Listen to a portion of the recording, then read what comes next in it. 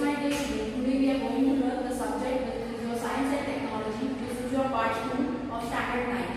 We had already started this chapter, that is your chapter number 15, which is your life processes in living organism. इसमें हमने the human nervous system के बारे में पढ़े हैं. This human nervous system is divided into three main important parts. That the first one is your central nervous system, जिसको हम CNS कहते हैं. The second one is your peripheral nervous system, जिसको हम PNS कहते हैं. And the third one is your autonomic nervous system, जिसको हम ANS कहते हैं. Coming ahead, this central nervous system is subdivided into three main important parts. The first one is the cerebrum. The second one we had already studied, that is your cerebellum. The third one is your medulla oblongata. और आज जो हम पढ़ेंगे that is your spinal cord my dear student. इसके बाद जो है next हम पढ़ेंगे that is your peripheral nervous system के बारे में, जिसको हम PNS कहते हैं. This is divided into two main important points. The first one is your cranial nerves के बारे में पढ़ेंगे. This cranial nerves consists of 12 cranial nerves my dear student. And the second जो हम पढ़ेंगे that is your spinal nerve, which is of 31 in number. इसके बाद जो हम पढ़ेंगे that is your autonomic nervous system. This is divided into two main important parts. The first one is the reflex action and the last is the chemical control. Yes, my dear students, it is the basic process of life include organization, metabolism, responsiveness, movement and reproduction. मैं हमेशा यही हर chapter जब start कर रही हूँ, जब ये chapter का रिवीजन हो रहा है या चैप्टर मैं आपको आगे का एक्सप्लेन कर रही हूँ, बार बार मैं चैप्टर का लाइफ प्रोसेस का मीनिंग बता रही हूँ. तो इसका आगे मैं बताना चाहती हूँ कि ह्यूमन एग्जाम्पल जैसे हमारे ग्रोथ होते हैं, रेस्पिरेशन होता है, डाइजेशन होता है and excretion. This are some of the example in this life processes. और ये हम किस में देख रहे हैं? We are seeing in living organism. For example जैसे मैंने आपको ग्रोथ बोली हूँ, growth we human beings have growth, plants have growth. और उसके बाद है respiration. We respire, we take in oxygen and we give out carbon dioxide gas. अगर कभी ये ह्यूमंस में लेंगे. रेस्पिरेशन इन प्लांट्स लेंगे तो respiration in plants is plants what it takes, plant take carbon dioxide and it give out oxygen. Digestion, जो भी खाना खाते हैं हम, it get digested in our stomach. और उसके बाद जो हमें एनर्जी मिलती है और जो हम बॉडी का फंक्शन होता है, जो हम वर्क करते हैं, this are some of the process. And excretion. So excretion is one of the very very important process in the human body. Excretion का मतलब क्या होता है? It is the removal of waste product from our body. और excretion is another term में मैं कहूँगी कि excretion is removal of waste material from the body. So this is some of the example which I had been giving you in the life process in living organism. Next we are coming toward the nervous system, जो हमने पहले इसके पहले भी मैं आपको पढ़ा चुकी हूँ कि ह्यूमन नर्वस सिस्टम के अंदर it is this human nervous system. ये ब्यूटीफुली आपको ये डायग्राम दिख रहा है. So this human nervous system is divided into three.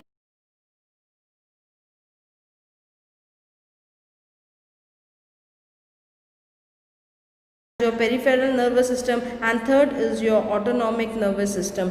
My dear students, इसमें जो है central nervous system में मैंने आपको चार पार्ट थे. that is your cerebrum, cerebellum, medulla oblongata and spinal cord. Last lecture में मैंने तीन चीज़ आपको एक्सप्लेन की हूँ. that is your cerebrum, cerebellum and medulla oblongata. जो चौथा रह गया था हमारा, that was the spinal cord. Moving ahead, अब मैं डी जो है स्पाइनल कॉर्ड आपको एक्सप्लेन करना चाह रही हूँ. सेंट्रल नर्वस सिस्टम जिसको हम CNS कहते हैं, इसका लास्ट पार्ट रह गया है, that is D which is your spinal cord. Spinal cord हम किसे कहते हैं? स्पाइनल कॉर्ड जो है हमारी रीढ़ की हड्डी, जिसको हम वर्टिब्रल कॉलम भी कहते हैं. सो दिस जो है स्पाइनल कॉर्ड को हम जो है वर्टिब्रल कॉलम भी कहते हैं. आपको ये ब्यूटीफुली डायग्राम के ज़रिए से मैं दिखाना चाहती हूँ कि this is your vertebral column, this is your backbone which you are called और which you are saying as spinal cord. So this is an example. ये ब्यूटीफुल डायग्राम जो आपको दिख रहा है ये ब्रेन एंड स्पाइनल कॉर्ड का है. हम आगे पढ़ते हैं क्या लिखा है. The spinal cord is a part of central nervous system. तो ये स्पाइनल कॉर्ड, ये रीढ़ की हड्डी हमारा पार्ट है दिस सेंट्रल नर्वस सिस्टम का. and it is held within the vertebral column. So what do you mean by vertebral column? Vertebral column is nothing but it is known as the spinal column also. It is slightly thick, ये कैसा होता है, thick होता है, but gradually tapers toward the end, और नीचे से जो है वो पतला होते आता है।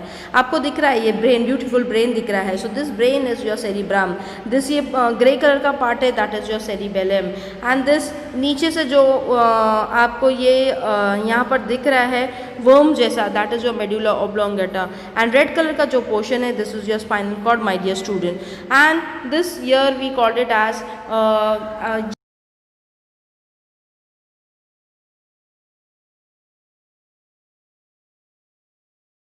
structure at its end. So there are many of the fibrous thread you can see in this diagram. It is called, और इसको हम क्या बोलते हैं, फाइलम टर्मिनले। और इसी तरह ब्यूटीफुली डायग्राम जो है आपको यहाँ पर दिखाई दे रहा है। यहाँ पर दिख रहा है कि ये हड्डी जो हमारी है this is your spinal cord, this are the nerves my dear student, this is your spinal cord, you can see vertebra, how this diagram is beautifully been segregated and is beautifully specified by many of the terms which is given here, or which many of the names which you can see in this diagram. Moving ahead, हम आगे देखते हैं। Next, पहले हमने अभी यहाँ पर first point complete कर चुके हैं ह्यूमन नर्वस सिस्टम में, that is your central nervous system which you called it as CNS। इसमें हमारा 4 पार्ट हो चुका है, that is your first one मैंने आपको पढ़ा चुकी हूँ, that is your cerebrum, the second one was the cerebellum, the third one was the medulla oblongata, and the fourth one was the spinal cord. Next इसका main important point है that is your peripheral nervous system which you called it as PNS my dear students. Moving ahead now we can see here that PNS system जो है, the peripheral nervous system consist of the nerve. So this peripheral nervous system किससे consist होता है, it consist of nerves originating from where, everything which is originating from CNS only my dear student. This nerve connect the central nervous system, और ये nerves किससे connected है, they are connected to CNS with all part of the body, with all पूरे complete part of the body से। There are 2 of type, they are of 2 main type my dear student. The first one is here is the cranial nerves. So मैं आपको जो है cranial nerves के बारे में कहती हूँ कि cranial nerves are the nerves that emerge directly from the brain. तो ये क्रेनियल नर्व कहाँ से इमर्ज होती है, directly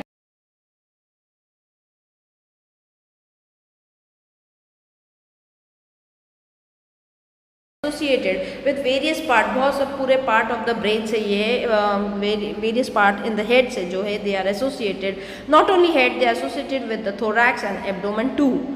There are 2 parts of cranial nerve. So there are how many parts? There are 12 parts of cranial nerves. अब मैं आपको ये 12 parts के नेम भी बताना चाहती हूँ. This is your extra knowledge my dear student which I am giving to you.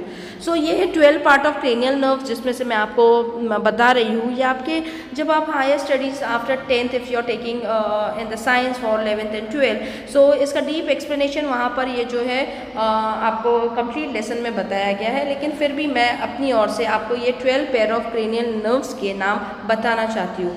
The first name which I am saying you that is 12 cranial nerves के नाम मैं बता रही हूँ आपको. The first one is the olfactory nerves, the second one is the optic, third one is the oculomotor nerve, fourth one is the trochlear nerve, fifth one is the trigeminal nerve, sixth one is the abducens nerve, seventh one is the facial nerve, eighth one is the vestibulocral nerve, ninth one is the glossopharyngeal nerves, 10th one is the vagus nerve, 11th one is the accessory nerves, and the last that is 12th one that is your hypoglossal nerves. So these are the main 12 pairs of cranial nerves which is situated or which is present in the brain my dear students. So यहाँ पर इतना ही लिखा है. मैं again I am repeating that these nerves originating from the brain are called as cranial nerves हम इसको कहते हैं, and they are associated कहाँ का ये present है, they are present in head, thorax and abdomen. और ये 12 cranial nerves के नाम मैंने आपको अभी बता चुकी हूँ.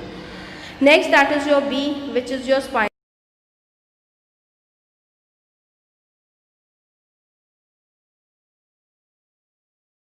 Spinal nerve. सो नर्व जो ओरिजिनेट होता है स्पाइनल कॉर्ड में से इसको हम स्पाइनल नर्व्स कहते हैं.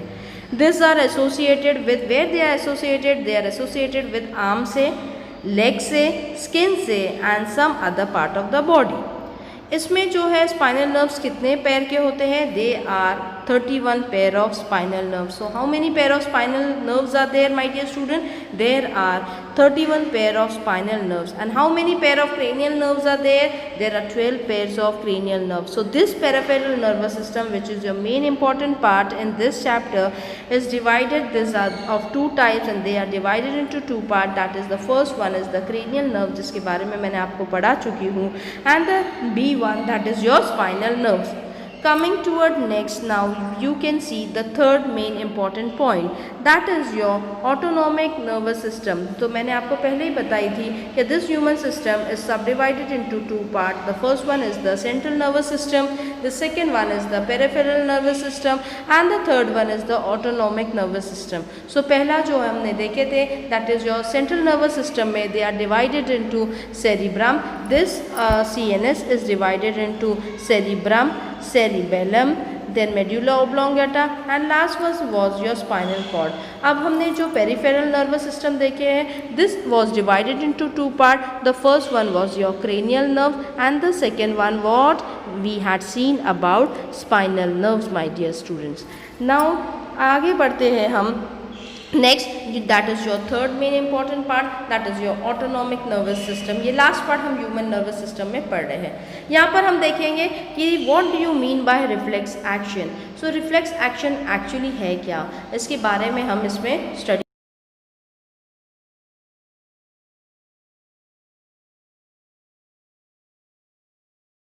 Reflex action. So what do you mean by actually involuntary response? Involuntary response is a response that is not under conscious control, जिसको हम कहते हैं, and it is given to a stimulus. Stimulus क्या होता है? Is anything that make an organism or a part of an organism react in some way. इसको हम कहते हैं रिफ्लेक्स एक्शन, जो हमारे कंट्रोल में नहीं होता है. वॉलंटरी जो हमारे कंट्रोल में होता है, एंड इनवॉलंटरी मतलब जो हमारे कंट्रोल में नहीं होता है. नाउ मूविंग अहेड, हम देखेंगे यहाँ sometime we react to an accident without any thinking. Incident without any thinking, तो समटाइम वी रिएक्ट ऐसे इंसिडेंट को बिना सोचे समझे on our part of control over the reaction, जो हमारे काबू में नहीं होता है, जो हमारे कंट्रोल में नहीं होता है, वी तुरंत we give out the reaction for that. This is a response given to a certain stimulus from the surrounding. और ये माहौल को देखते हुए जो है हमारा रिस्पॉन्स गिवन होता है टू द सराउंडिंग एनवायरमेंटल के साथ या सराउंडिंग एनवायरमेंट के साथ. इन सच सिचुएशन और इन सच प्रॉपर सिचुएशन और proper control and coordination is achieved and even without intervention of the brain. So brain इसके लिए response नहीं होता है. The action, intervention मतलब क्या? The action, तुरंत इसका action हम देते हैं without any thinking of the, with the help of the brain. और brain की बिना हम जो है help लिए बिना ही ये involuntary action हम देते हैं और इसको हम reflex action कहते हैं. This is your involuntary response which is given without the help or without the involvement of the brain, my dear student. यहाँ लिखा भी है in such situation proper control and coordination is achieved even without intervention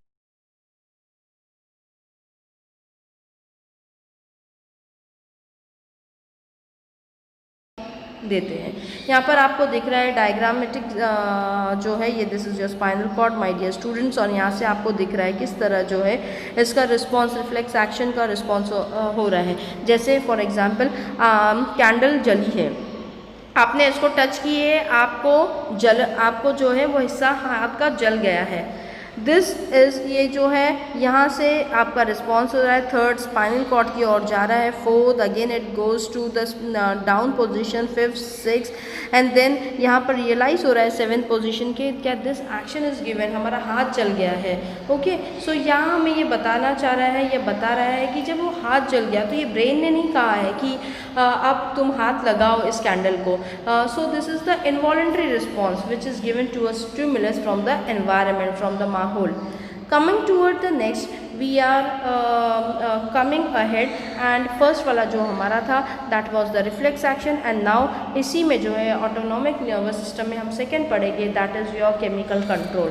So first जो हमने पढ़े थे that was your what my dear student, reflex action and the next जो हमने पढ़े हैं that is your पढ़ रहे जो हम that is your chemical control. Now what do you mean by this. हम आगे बढ़ते हैं, क्या लिखा है यहाँ इसमें. Control and coordination in our body is also brought about with the help of certain chemical substances called hormone.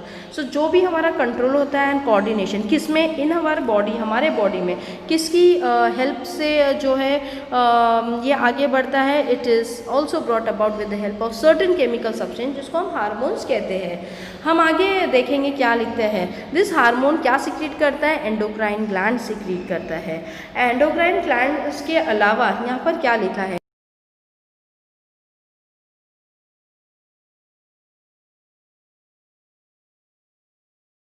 Ductless glands are nothing but it is any of the gland of the endocrine system that secrete hormone directly into the bloodstream, my dear student. This gland not only have any arrangement of their own, इसका कोई arrangement नहीं होता है to either store or carry their secretion, but यहाँ पर लिखा है hence as soon as a hormone जैसे प्रोड्यूस होते हैं they are directly released into the blood circulation. ये लोग डायरेक्ट रिलीज होती है, this hormone is direct released into the blood circulation में. Through या thus though this endocrine glands are present at the specific, it is located at a particular location या specific location in हमारे body में. The secretion reach all the part of the body, जैसे for example हम blood भी कहेंगे.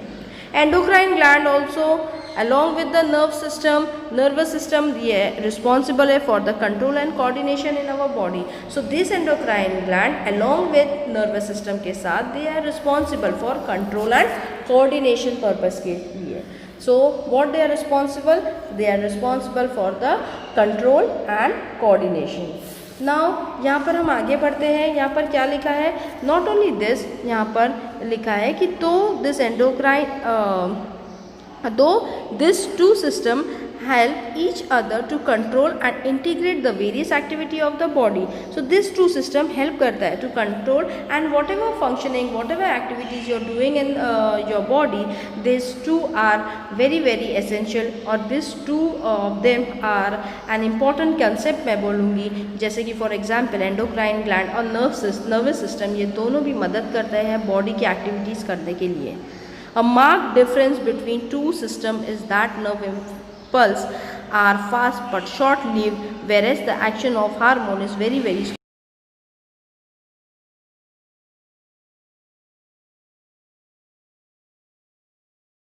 तो this are the example जो मैंने आपको कही हूँ या मैं एक्सप्लेन करते वक्त आपको बार बार बताना चाह रही हूँ कि this chemical control plays an very important role in our body.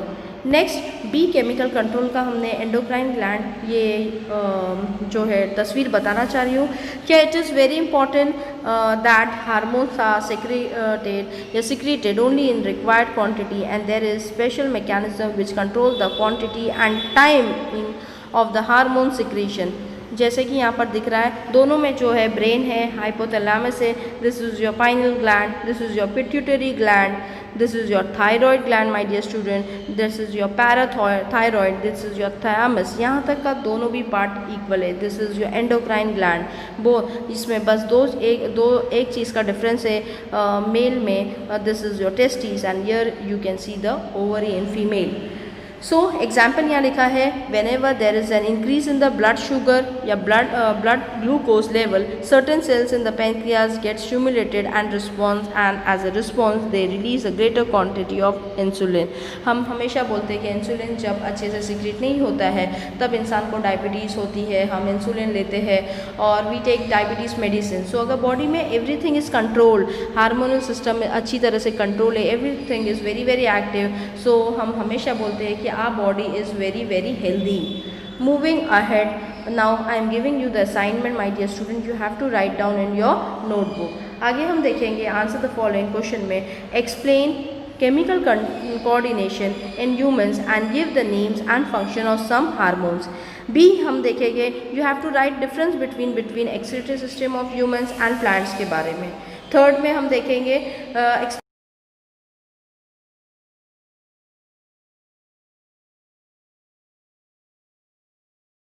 यहाँ पर मैं अपना लेसन को कंप्लीट करती हूँ। जो भी पार्ट बच गया है हम अगले जो है जब मैं आपको एक्सप्लेनेशन दूंगी तब मैं पढ़ाऊँगी। यहाँ पर मैं अपना लेसन कंप्लीट करती हूँ। अस्सलाम वालेकुम वरहमतुल्लाहि वबरकातुहू।